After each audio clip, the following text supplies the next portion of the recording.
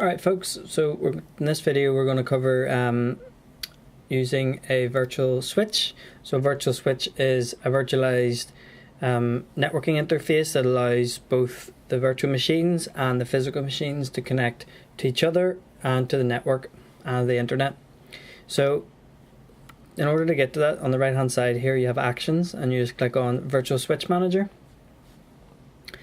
So once we're in Virtual Switch Manager, you can see here that you have three different switches we can use: external, internal and private. So an internal switch will allow virtual machines within that PC or that server to connect to everything outside of the physical computer. So it can connect to the domain and interact with other machines on the network.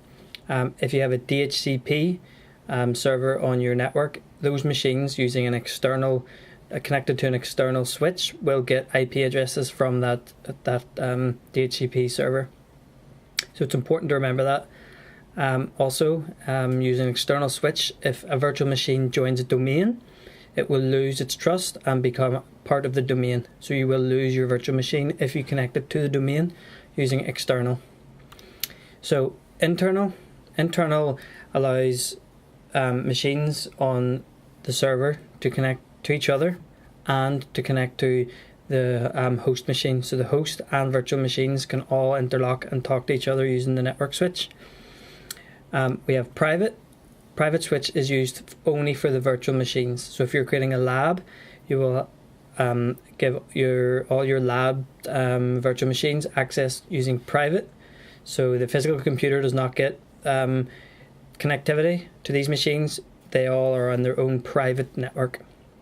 So internal gives internet access to outside of the virtualized network. You have internal, which allows the host and the virtual machines to talk to each other, and private allows only the virtual machines to be connected.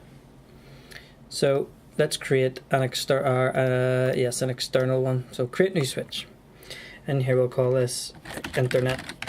Okay, internet access. So within these settings we have external network switch. Okay, so this is our host adapter. So because we're working inside nested virtualization, this is the adapter that our host has assigned. It's very important to remember to click allow management operating system to also share this network device.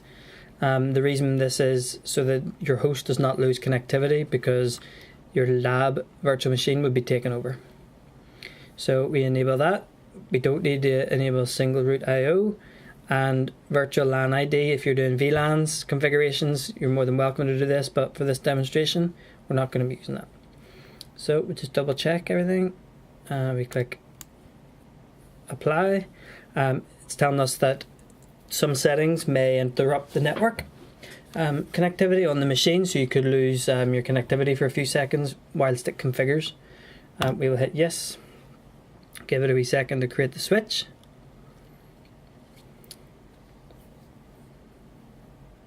And hope we don't get an error.